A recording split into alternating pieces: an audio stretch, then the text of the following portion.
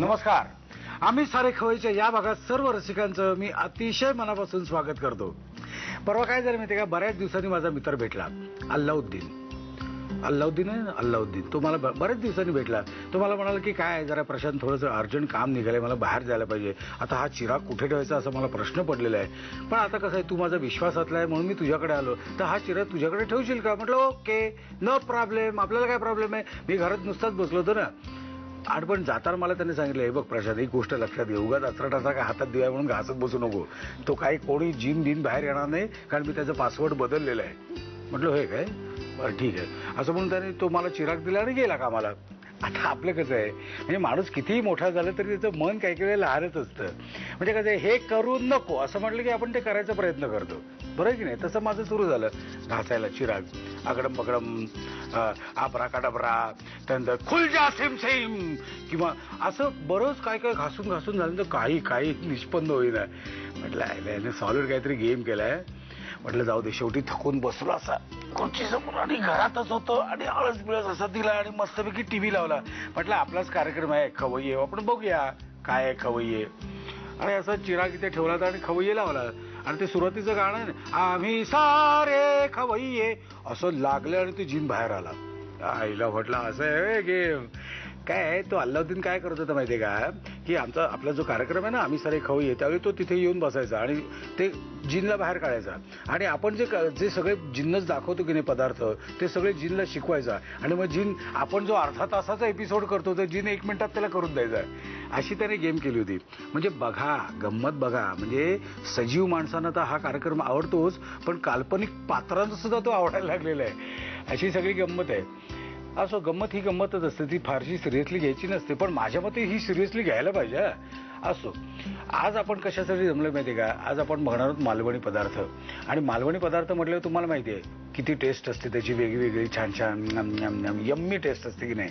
तर हे 2 मालवणी पदार्थ दाखवण्यासाठी आपल्याकडे पाहुणे आलेले आहेत. आपण त्यांचं स्वागत करूया. नमस्कार. नमस्कार. आपलं नाव? अनिता दामले. अनिता दामले. आणि तुझं? अनुराधा दामले. नमस्कार. मायलेकी. हो. ओके. राहायला कुठे आपण? ठाण्याला. बरं. आणि आता तुम्ही काय करताय सध्या? गृहिणी. ओके. मुलीला उत्तम पद्धतीने वाढवलेलं आहे, खाणं पिणं घालून व्यवस्थित. हा. आणि तू काय करते अनुराधा आता? मी वडिलांचा बिझनेस बघते, इलेक्ट्रिकल इंजिनिअरिंग युनिट्स आहेत 2, तर मी सध्या ते बघते. बरं, मग तुझं शिक्षण कुठलं, कॉलेज कुठलं तुझं? IHM गोवा. मी हॉटेल मॅनेजमेंट केलेलं आहे. पण तू कुठे कुठे काम केलंय, म्हणजे हॉटेल मॅनेजमेंट शिकून? माझं ऍक्च्युली आमचं इंडस्ट्रियल ट्रेनिंग असतं 6 महिन्यांचं. सो सेकंड इयर मध्ये. तर त्याच्यात तुम्हाला 5 स्टार कुठल्याही हॉटेलमध्ये तुम्ही स्वतः अप्लाय करता. त्याच्यात मग प्रत्येक डिपार्टमेंटमध्ये 2-2 महिने असं ट्रेनिंग असतं. बरं. तर तेवढं ह्या म्हणजे फील्डची एक्सपोजर माझं तेवढ्यापुरती आलं. मग हिने घरात केलेला पहिला पदार्थ कुठला आठवतोय का तुम्हाला, ज्याला तुमचं सपोर्ट नव्हता, मार्गदर्शन नव्हतं? तुला आठवतंय का? आठवतंय. कुठला? आई बाबा एकदा बाहेर गेलेले, तेव्हा आजी आणि मी एकट्या होतो घरी. मी लहान होते फार, शाळेत 7वीत का 6वीत होते. तर त्यांना फार उशीर झाला आणि तेव्हा मोबाईल फोनचं वगैरे इतकं हे नव्हतं. सो आमचं काही कम्युनिकेशन असं झालं नाही की ते लोक कुठे पोचलेत, किती वेळ. तर बराच उशीर झाला. तर मग आईला एकदा पोहे करताना पाहिलेलं मी.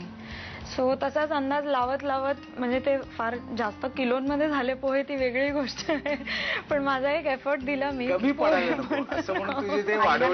जेवायला बनवायचं होतं रात्रीच्या, म्हणून मग क्वांटिटी जास्त होते. तर तो माझा पहिला हे होता. काय म्हणजे तू बटाटे पोहे बनवले होतेस का काय बनवले? कांदे पोहे बनवले. पाणी मारल्यावर फुगतात ते. बरोबर. अंदाज पण नाही आला तेवढा. बरं. पण ते कसे झाले होते, म्हणजे फेकून मारण्याच्या चांगले झाले होते. नक्की. मुलगी म्हणून उगाच कौतुक करू नका. अजिबात नाही. ओके. मला सांग, आज आपल्याला किचन मध्ये बनवायचंय, ते काय काय बनवणार आणि कोण काय बनवणार आहे? मी एकतर फिश अँड पोटॅटो करी अशी बनवणार आहे मालवणी स्टाईल, आणि एक प्रॉन्स आणि भेंडीची भुर्जी, आणि एक मुरडलेली चटणी.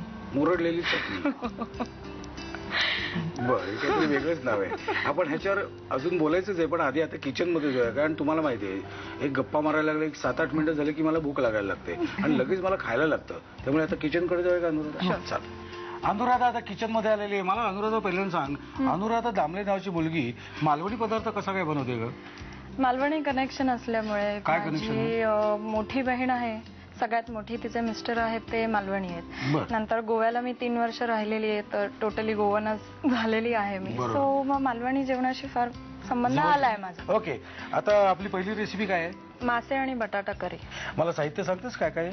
साहित्य आता हा पॉम्फ्रेट आहे, हळद आणि मीठ लावून ठेवलंय आपण. ओके. नंतर बटाटे, कांदा, खोबरं, नारळाचं दूध आहे. जास्त पण घट्ट नाही, मध्यम. मध्यम. आणि कढीपत्ता, धणे, जिरं, चिंचेचा कोळ, लाल मिरची आणि मीठ. तर ओके. आता आपण सुरुवात करणार आहोत कांदा हो, परतण्यापासून. पण त्याआधी मला आधी माहिती दे, हे काय बनवलंयस तू? हे वाटण केलेलं आहे मी, पेस्ट काय? Kind of. कशाचं? जिरं आणि धणे आणि लाल मिरच्या, खोबरं असं सगळं मी भाजून घेतलं चांगलं. हा. आणि मग नंतर ते मिक्सर मधनं काढलंय पाणी घालून. ओके, साहित्य बघितलेलं आहे. आता आपण जाऊया प्रत्यक्ष कृतीकडे. आपण इथे तेल तापत ठेवलेलं आहे आणि आता पहिल्यांदा काय करायचं? कांदा. पहिल्यांदा आपण कांदा घालायचा हाताचा.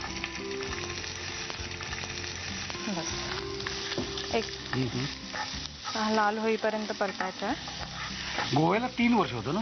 3 वर्ष हॉटेल मॅनेजमेंट. पण तिथे राहायची काय सोय होती? पीजी, बर. Paying guest. वर्गात म्हणजे साधारण किती मुलं असतात, स्टुडंट? आम्ही ऑलमोस्ट 70 होतो वर्गात. 70? एका वर्गात. बरं. डिव्हिजन्स पण असतात त्याच्यामध्ये. मग 3rd इयर मध्ये ऑलमोस्ट मिळून 155 का काहीतरी होतो. ओके, आपलं हे थोडंसं गुलाबी झालेलं आहे. आता काय करायचं? आता त्याच्यामध्ये हे वाटण घालायचं आपण.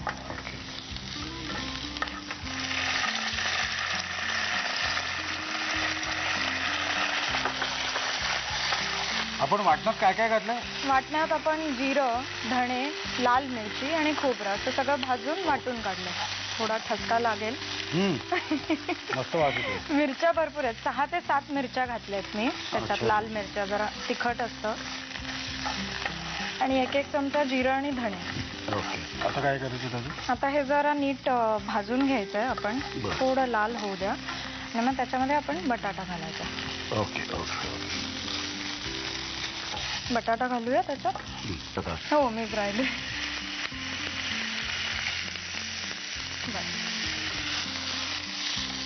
आपल्याला हे व्यवस्थित शिजवून घ्यायला लागेल. शिजवायला हवंय. आता थोडंसं अजून पाणी, मी ह्याच्यात पाणी घालतो. बरं. शिजलाय आपला बटाटा. आणि आता ह्याच्यात चिंचेचा कोळ घालायचा.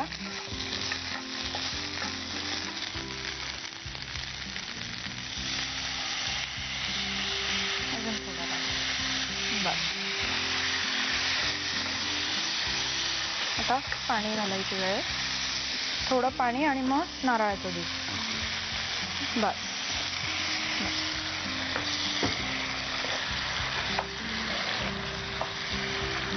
आता नारळाचं दूध घातलं आपण. आता त्याच्यामध्ये मासे घालायचे आणि एक झाकण ठेवून आपल्याला उकळी काढायची आहे. बरं.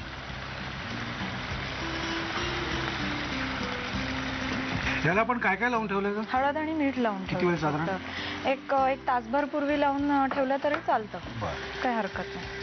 ते झाकण ठेवायचं? हो. त्याच्यात आपण मीठ वगैरे सगळं शेवटी घालायचं का? मीठ आता आपण घालायचंय आणि कढीपत्ता पण घालायचा, म्हणजे मग कढीपत्त्याचा फ्लेवर येतो त्याच्यामध्ये. आणि मीठ.